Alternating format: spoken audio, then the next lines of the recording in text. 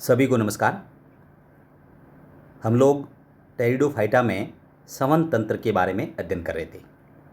Last video जो मैंने share किया था उसमें मैंने आपको रंभ की परिभाषा और रंभ कितने प्रकार के होते हैं उसके बारे में जानकारी दी थी तथा ठोस रंभ और नालीय रंभ जिसे हम साइफोनोस्टील कहते हैं उसके बारे में विस्तृत रूप से हमने अध्ययन किया था।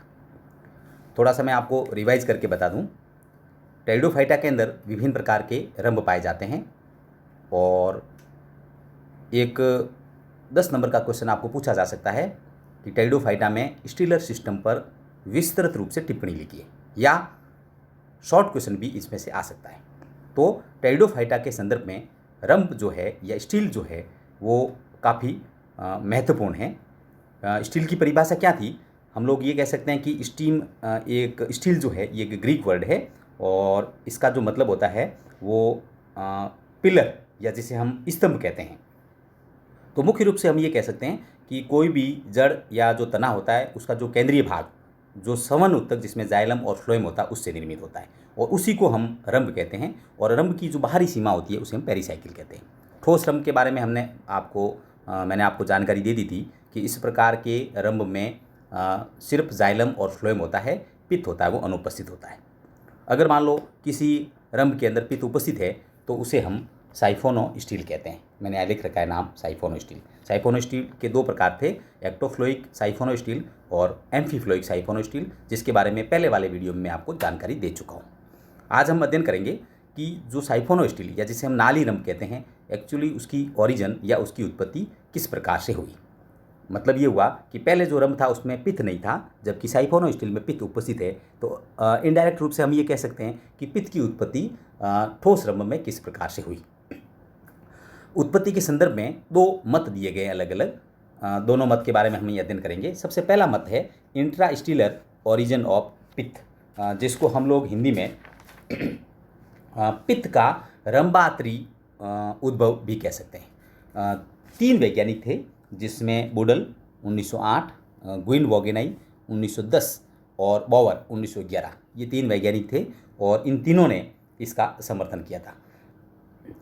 जैसा कि हम जानते हैं कि जो साइफोनोस्टील है उसकी उत्पत्ति ठोस रंभ में पित्त के विकास से हुई है।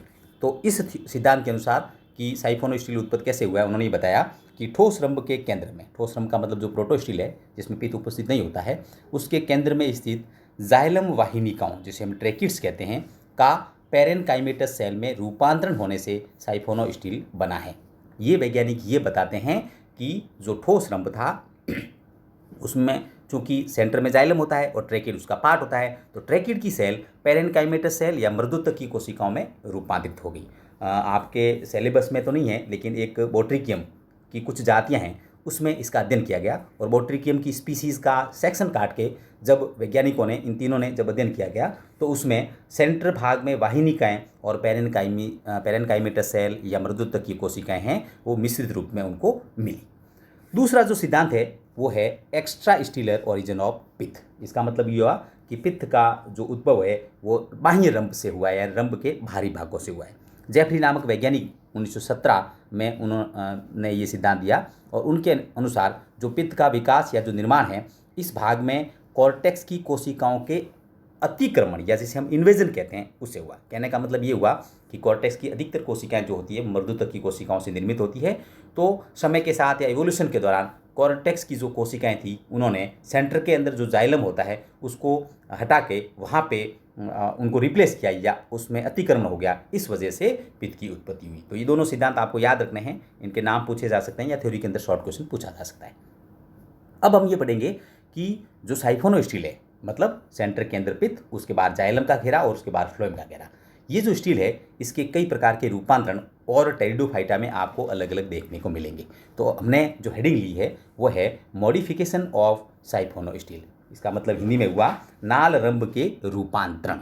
कौन कौन से रूपांतरण होते हैं तो एक एक रूपांतरण के बारे में हम अध्ययन करेंगे। सबसे पहला है सोलेनोस्टील जिसे हम नली रंभ कहते हैं हिंदी में।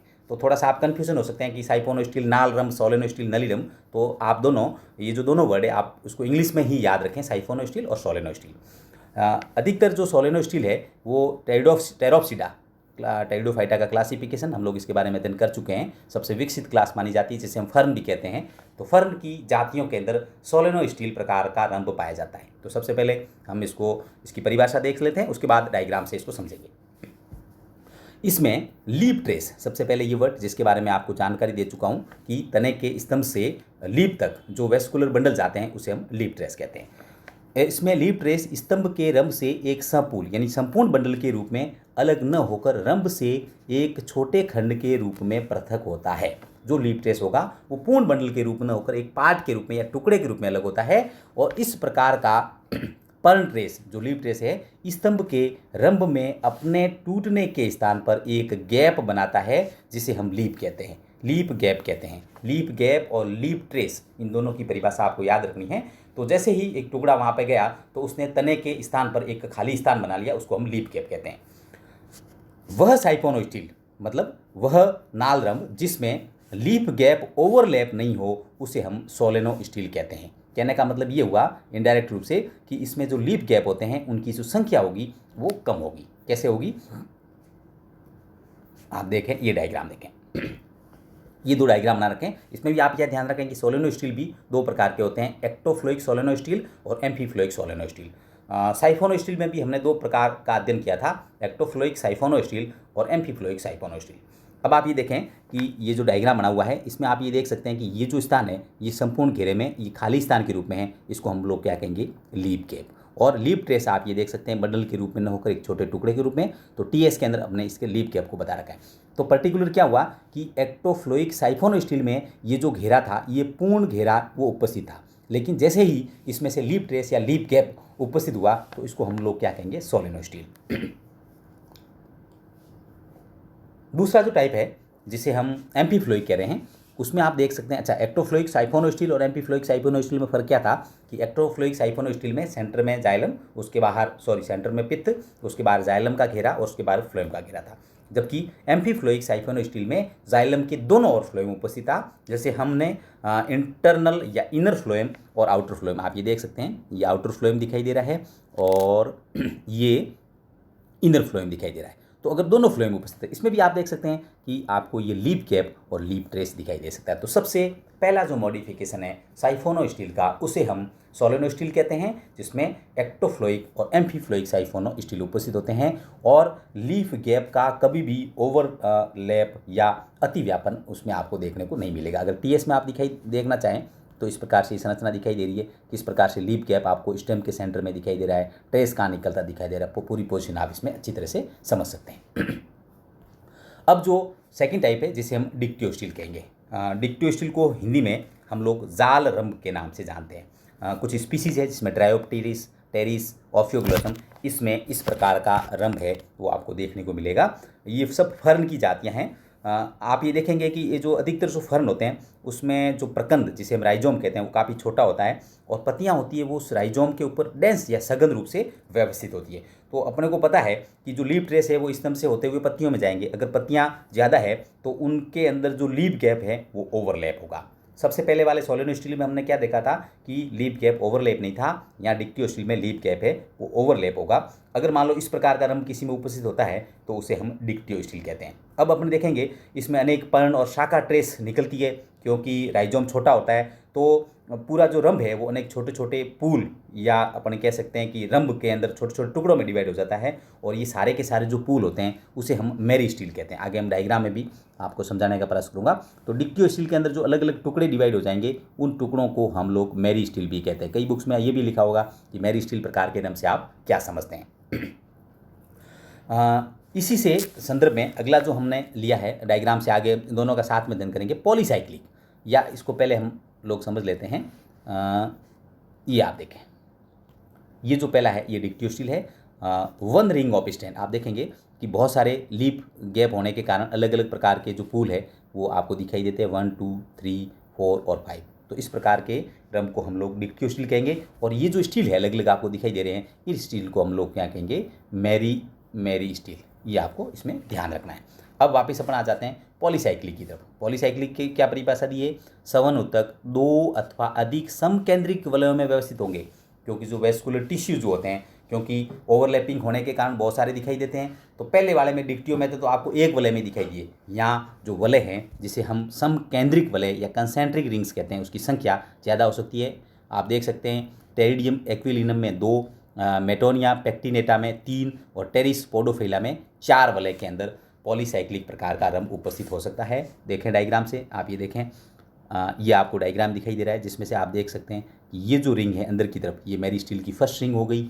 आप ये देख सकते हैं ये जो दूसरी है, ये मेरिस्टील की दूसरी रिंग उपस्थित हो गई। तो यहाँ पे अपन देख सकते हैं कि पॉलीसाइक्लिक का मतलब क्या हुआ, more than one ring of strand. तो यहाँ पे इस डायग्राम में आपको स्ट्रैंड की 2 रिंग दिखाई दे सकती है। ये कि ये रिंग आपको कितनी दिखाई दे सकती है, ये कि ये रिंग 3 भी हो सकती है, जैसे मैंने बताया मेटोनिया के अंदर, टेरिस के अंदर ये आपको 4 भी हो सकती है। तो ये जो पर्टिकुलर डायग्राम जो दिखा रखा है वो किसका दिखा रखा है, टेरिडियम का, जिसमें जो स्ट्रैंड है वो 2 वलय के अंदर उपस्थित होते हैं। इस प्रकार के रंग को हम लोग क्या कहेंगे, पॉलीसाइक्लिक प्रकार का स्टील। और सबसे लास्ट में है जिसे हम पॉली स्टील, हिंदी में इसे बहुरंभीय अवस्था भी कहते हैं। ये भी साइफोनो स्टील का ही एक प्रकार है। सिलिजिनेला के स्टेम में इस प्रकार का रंभ है वो आपको दिखाई देता है। सिलिजिनेला हम विस्तृत रूप से अध्ययन कर चुके हैं। इसके बारे में परिभाषा हम लोग क्या देंगे इसकी, एक ही स्तंभ में एक से अधिक प्रकार के स्टील अगर उपस्थित हो, रंभ उपस्थित हो, और इसकी जो संख्या होती है वो 3 से लेकर 16 तक हो सकती है। डायग्राम से अगर हम इसको समझना चाहें तो आप लोग देख सकते हैं, ये देखें, ये सिलिजिनेला का स्टेम है। तो आप देख सकते हैं कि एक स्टील आपको अलग से यहाँ दिखाई दे रहा है, दूसरा स्टील आपको यहाँ से दिखाई देता है। तो सिलिजिनेला की विभिन्न जातियों में रंभ की संख्या में विविधता पाई जाती है। तो रंभ का मतलब क्या हुआ कि इसका खुद का अपना जाइलम है, खुद का अपना फ्लोएम है, और पेरिसाइकिल जिसे परिरंभ, जो रंभ की बाहरी सीमा है। तो पूरा का पूरा स्टैंड है वो 1 और 2, एक से अधिक प्रकार के रंभ अगर आपको किसी तरह के अंदर दिखाई देते हैं तो उसे हम पॉली स्टील प्रकार का रंभ कहते हैं। तो रंभ के बारे में हम विस्तृत रूप से अध्ययन कर चुके हैं। रंभ की परिभाषा आपको ध्यान रखनी है, कितने प्रकार के रंभ पाए जाते हैं, रंभ की ओरिजिन कैसे हुई, मुख्य रूप से साइफोनो स्टील के टाइप और साइफोनो स्टील के जो रूपांतरण हैं वो थ्योरी के हिसाब से काफ़ी महत्वपूर्ण है। धन्यवाद।